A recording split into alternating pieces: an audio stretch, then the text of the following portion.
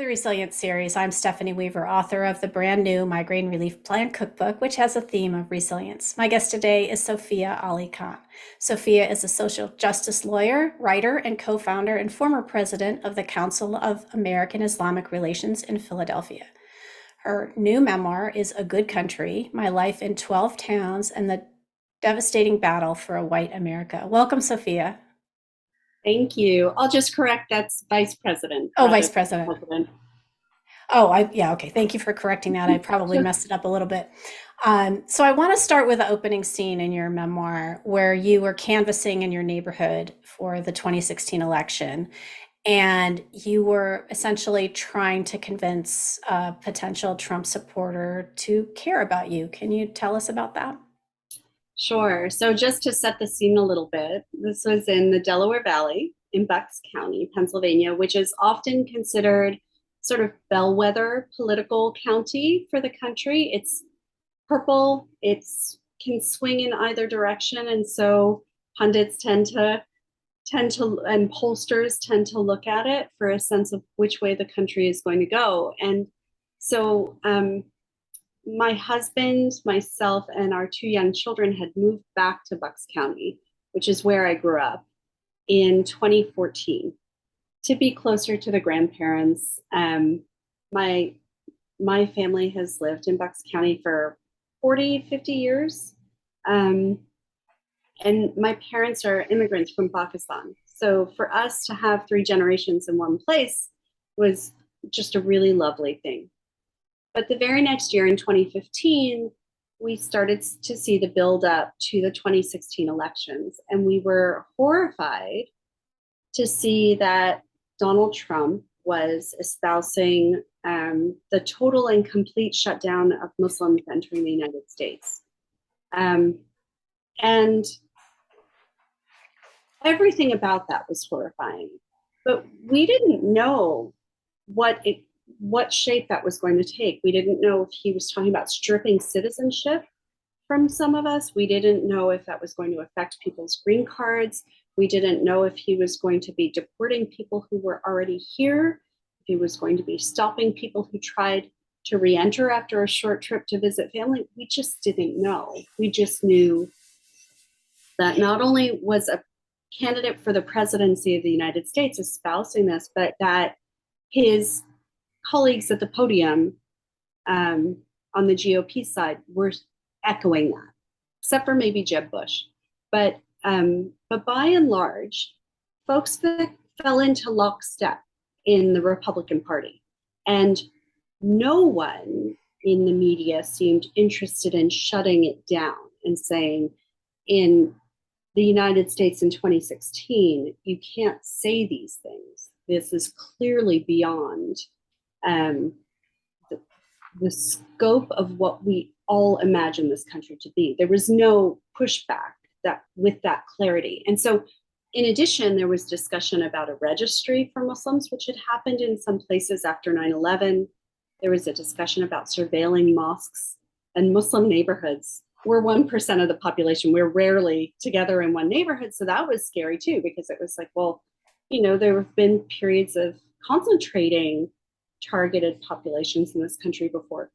We just didn't know what it meant. And so my father, who we lived a couple of blocks away from my parents, and my father, who was in his early 70s and had never really been politically active beyond voting, very regular voter, but that was sort of his engagement with politics.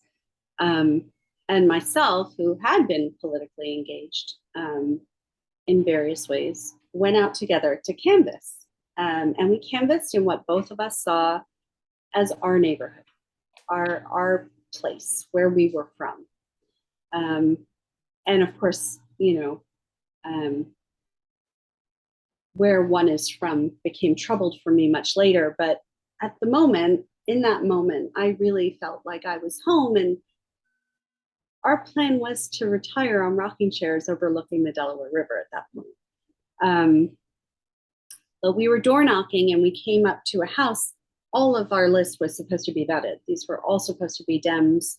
We were just getting out the vote. And we ended up engaged in a conversation with a woman who wanted to talk about her marginal tax rate and Chinese competition for her business, which was retail production of t-shirts and that kind of thing.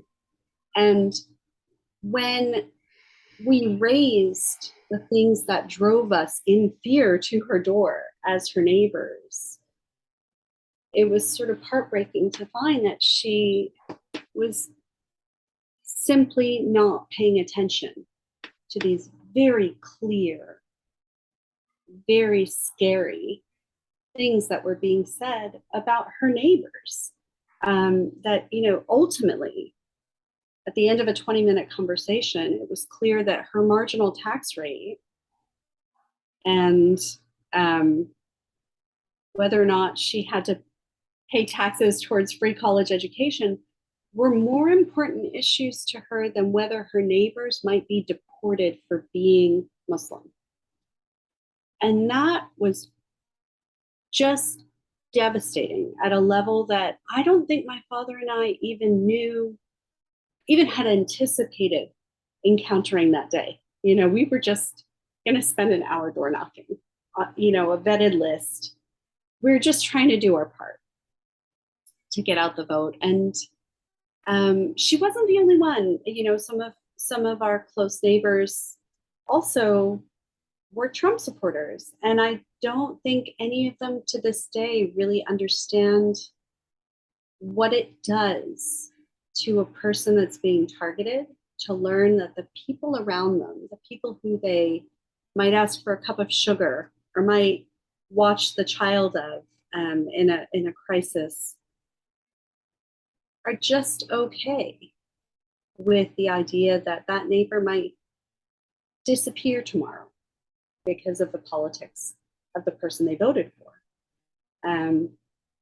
But for us, it was absolutely devastating to learn that that was an acceptable situation for so many people.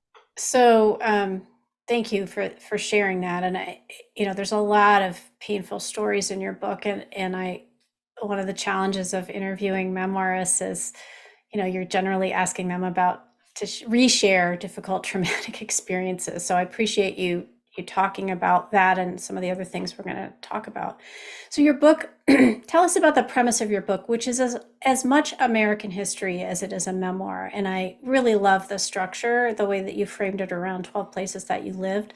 So tell us how you chose those towns, and just briefly tell us kind of the structure and the premise of the book. So the book's premise was very organic, and the structure was very organic. So I was a Muslim mom with two young children who were 4 and 6 at 3 and 5, 4 and 6 around the time that this was all happening. And I was contemplating what my children would face if I had experienced simple ignorance of who my family was and where we came from. It seemed that they might be facing quite a bit of hostility and even violence. And so I was reckoning with the fact that I had spent many years practicing poverty and civil rights law, doing social justice work, really thought of myself as someone who was educated on these issues. But as I began to examine what happened to groups of people who were racialized in the way that I saw Muslims were now being racialized, I started to come across stories and accounts that I was unaware of. So the 12 towns are 12 towns in which I lived, worked, or worshiped. 5 of them are in or around the Delaware Valley because a lot of my life has been there. But it also coincidentally is there's a great deal of the origin story of our country concentrated in that area. And so the book begins with William Penn and his ostensibly utopian society in Pennsylvania. But then it goes into the deep South and into Florida, into the Midwest, into the Southwest, and into New England.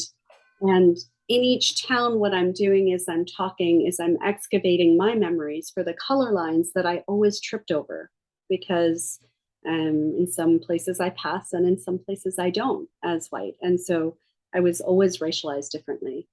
So I could remember those color lines, but I realized as I set out to write this book, or even just when I first set out to just examine the histories, I realized I didn't know where the color lines had come from, what the moments were that drew those color lines. And if I did happen to know the moment that a particular color line was drawn, I realized I didn't know what came before and what came after, and how those things played out in current or contemporary politics, um, or segregation.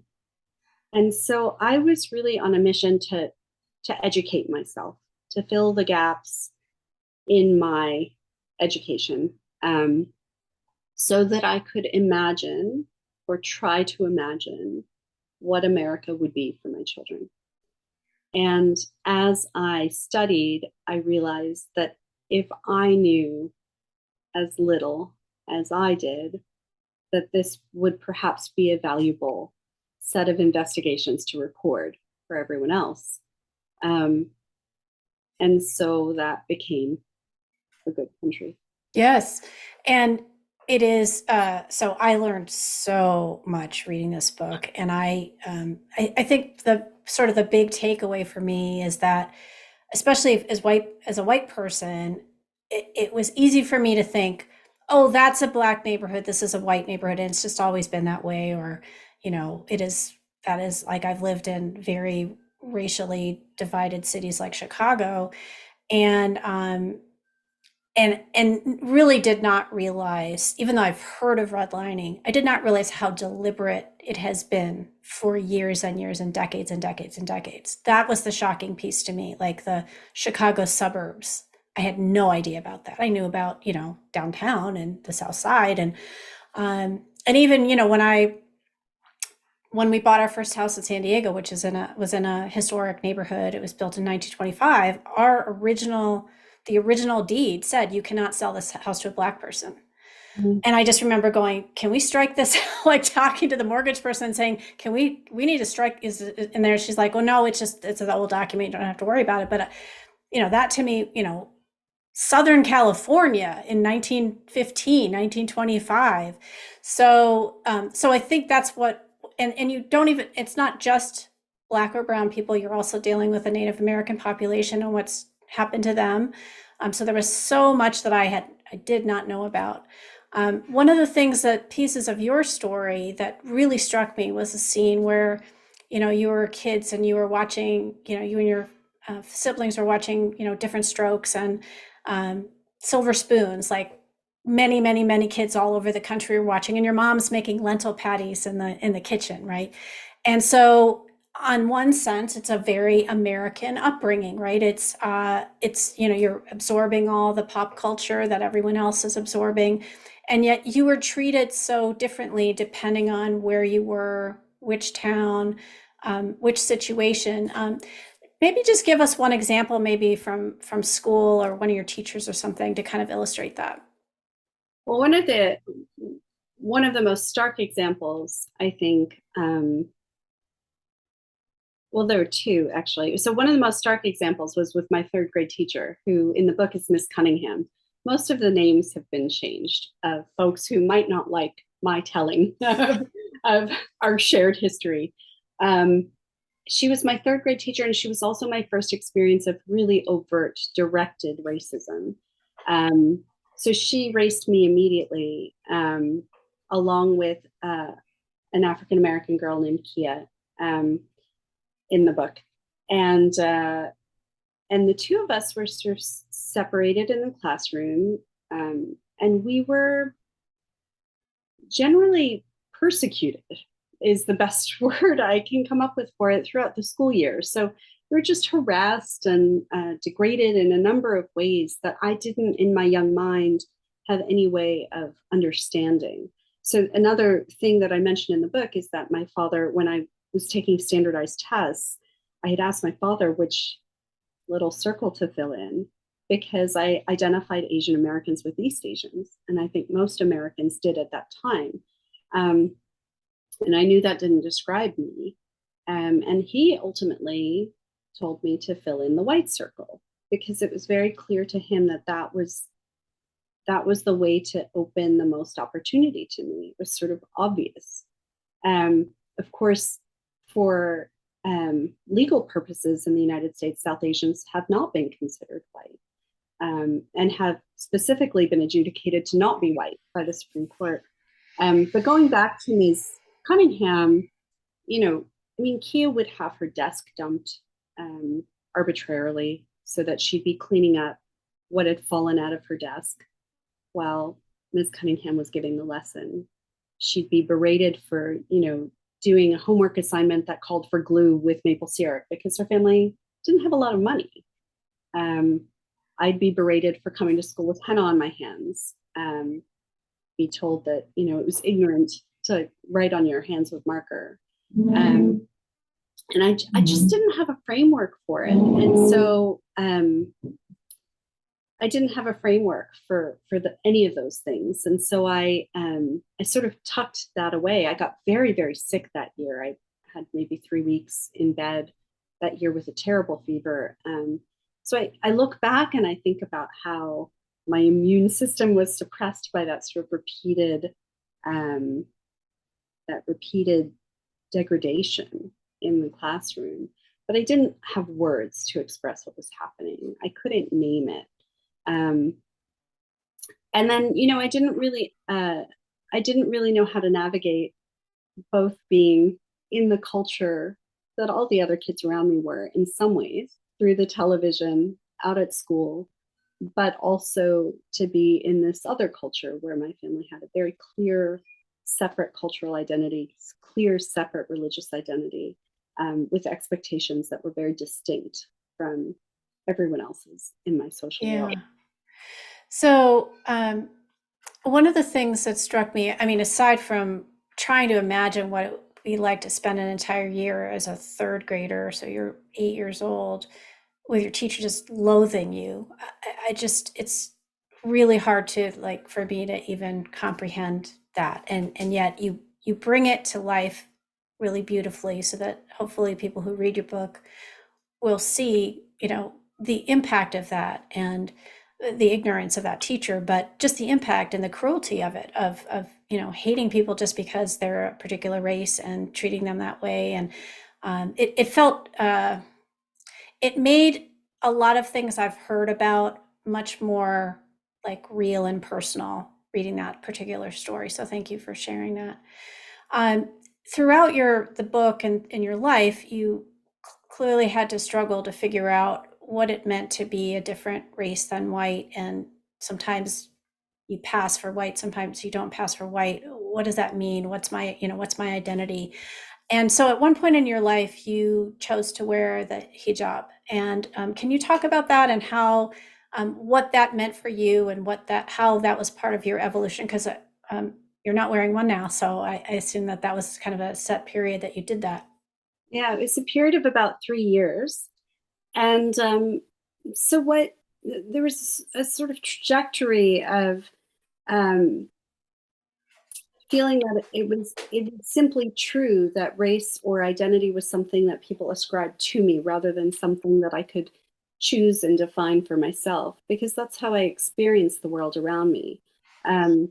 Levittown, for example, in my experience with Ms. Cunningham was very much driven by the fact that Levittown was built as an exclusively white suburb. It was racially restricted. And so much like the deeded community you found yourself in San Diego had been, Levittown for decades was whites only. So in that kind of environment, I was raised in a particular way. It was more, it perhaps was more clear that I was from somewhere else, that my dark hair and dark eyes made me different. But in Philadelphia, where I lived for many years as a young lawyer, just out of law school, I passed as white frequently. But after 9/11 happened, um, I became so at the time that 9/11 happened, I had gone through a really devastating divorce. And so I had had trauma on top of trauma, right? The trauma of the personal betrayal and divorce, and then this trauma of the post 9/11 drums of war that said, we're going to respond to this in a really annihilative way. Um, we're going to answer um, these thousands of deaths with 500,000 um, overseas. And that is reasonable and just. And in the devastation of that, the sense of betrayal from the country and the sort of anti-Muslim rhetoric that emerged and the hate crimes here that emerged meant that I had to figure out a way to be resilient, to be um, someone who defined my own terms in the world, but I was simply too broken. How I describe it in the book is that I felt like I was walking around skinless. And so what hijab was, and I started to see hijab in this really beautiful way. I think it's become kind of trite to compare it to the nun's habit or to Buddhist nuns shaving their heads. But the truth is that there is a reason that hair plays this really distinctive role in faith traditions and in contemplative traditions specifically. And that is that um, there's something very, there's something that takes you out of the world. Erasing one's hair, erasing one's adornment like that does something to take one out of the world, and it particularly for women, and it signifies something to everyone around you that sort of makes them only come towards you if they have specific business with you. And so it functioned as this really lovely bandage over a series of wounds that I had. And it allowed me to retain a sort of contemplative quality in my daily life. And I was practicing law in a very, very low income, very impoverished neighborhood at the time. So I really needed that shelter to be able to do my work. I needed to be able to sort of contain my own woundedness at that time and be present with my clients and as an advocate. And hijab was incredibly incredibly helpful as a tool in doing that. And then it sort of deepened my ability to be introspective and to engage in worship in ways that were very healing for me. And then the contribution that I make to this sort of larger conversation around hijab is that then I also, when I found that I didn't need the bandage to maintain that contemplation, it was okay to take it off. That was a choice, and that I felt that in this framework where I really felt it as a tool, it was my choice whether to pick up that tool at a particular time in my life or not. And I really support women's right to cover themselves in the ways that they feel they need to cover themselves and to uncover themselves in the ways that they feel are most helpful to them in moving about their particular society. And so for me, it was a really personal transformation, that time in hijab. Yeah, thank you. So why did you tell us why you ultimately decided to move to Canada after so many years of trying to feel at home in the United States? So initially, what I will say is that my parents immigrated to Canada before they immigrated to the US. So it was something that had been in my consciousness because in 2009, Canada changed a law that allowed me to be a Canadian citizen by derivation from their Canadian citizenship. So it was something that was kind of in the ether. And as I contemplated what the future would portend for my children in the United States, given what was happening politically, we decided to take a look at what it would mean to be in England, where my husband grew up, or in Canada, where my parents first arrived. Um, and as we looked, we found some really interesting things about Canada. Canada, unlike the United States, is doing a really specific job of excavating and reconsidering its settler colonial past. So, what I mean by that is just like the United States, Canada had an indigenous population that was devastated and annihilated in the era of European colonization. So many of the same things that happened in the United States happened here in Canada. But unlike the United States, Canada has undertaken a process that it's calling decolonizing and asserting specifically Indigenous rights and autonomy. And so it has gone much further down that road than the United States has. So if you go onto the Canada's Department of Justice website today, you see a specific statement of commitment to decolonization. And you're seeing that play out in many ways with the excavation of burial grounds at residential schools, the increased awareness of the stories of residential school survivors and what they went through. But I also think you're starting to see folks of First Nations, Inuit, or Métis identity show up in political posts. There's a sort of conversation happening about whether that's adequate or whether there needs to be power sharing that takes into account that First Nations, Métis, and Inuit communities have their own power structures. There's a really interesting, really rich conversation happening here, and it bodes well for all of us because Canada also has a law that that identifies it specifically and intentionally as a multicultural society, which the United States does not. And so it tends to shape the consciousness of the society in ways that are hopeful. And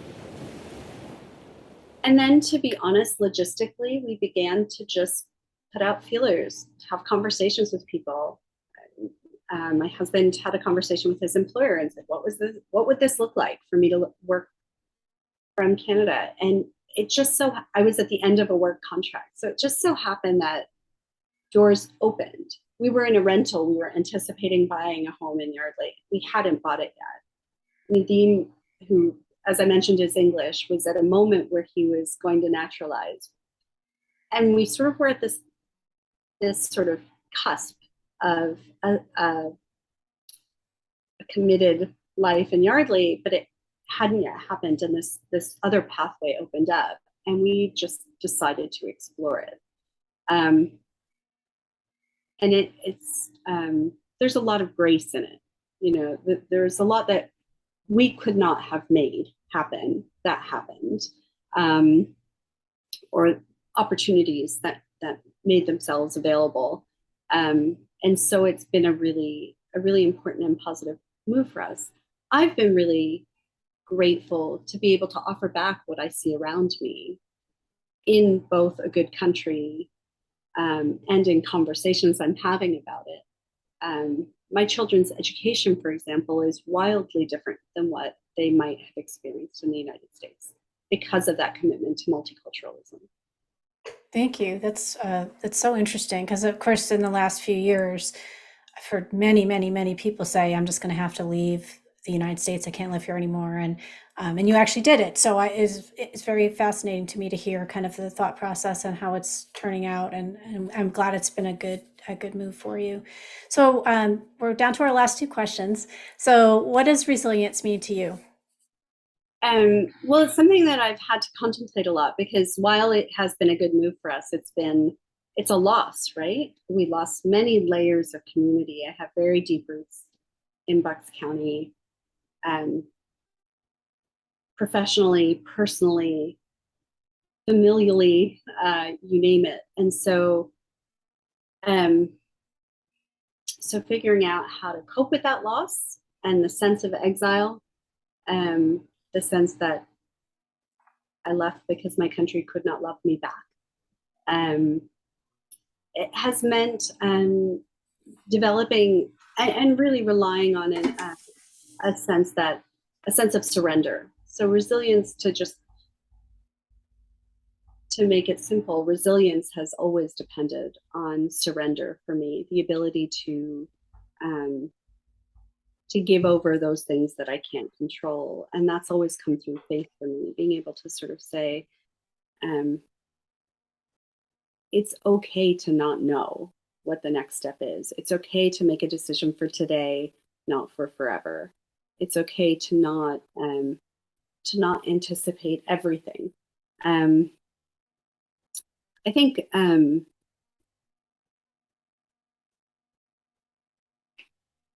for me, it's surrender, it's faith, um, and it's also being able to look at myself, being able to realize that I have things that I need to correct about myself, and I should always be open to that process in order to call my countrymen to do the same. And to be able to sort of approach that work, the social justice work, with some humility and say, this isn't about America being a terrible country.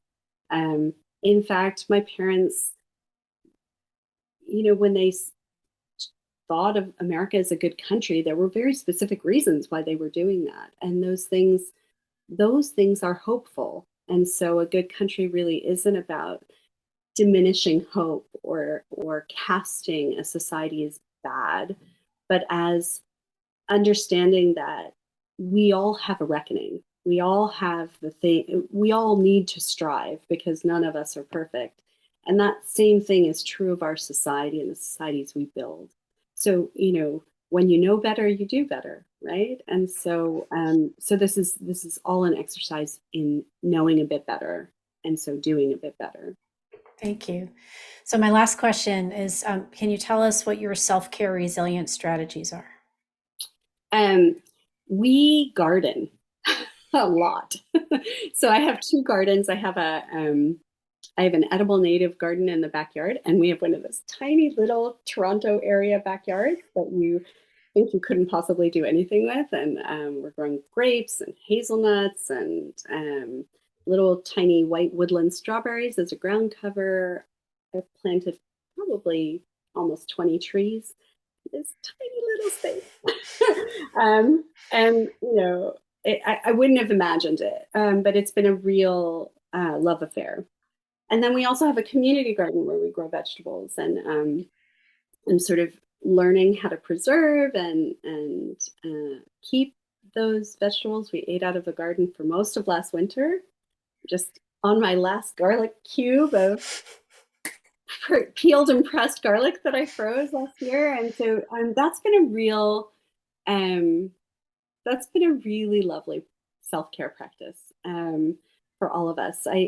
My daughter was quite ill when we left the United States, and we found a doctor that diagnosed and treated her very effectively. But during that period, she had a lot of food sensitivities. And so for us as a family, it's always been really important to dedicate time and resources to growing and preparing food. And so one of the things we do together as a family is like we teach the kids a new dish, a new something that they can do themselves in the kitchen, um, from from ingredients that are nutritious and healthy. So that's been really critical. That's wonderful. Sophia, thank you again for being here today and sharing your work and your story. Please visit sofiaalikahn.com to learn more about her writing and her work. And you can buy A Good Country wherever books are sold. And if you can buy it from an independent bookstore, that's even better. Check out other episodes of the Resilience series on Facebook, Instagram, and YouTube, and follow me at SWeaverMPH to learn more about my book, The Migraine Relief Plan Cookbook. Thanks so much for watching.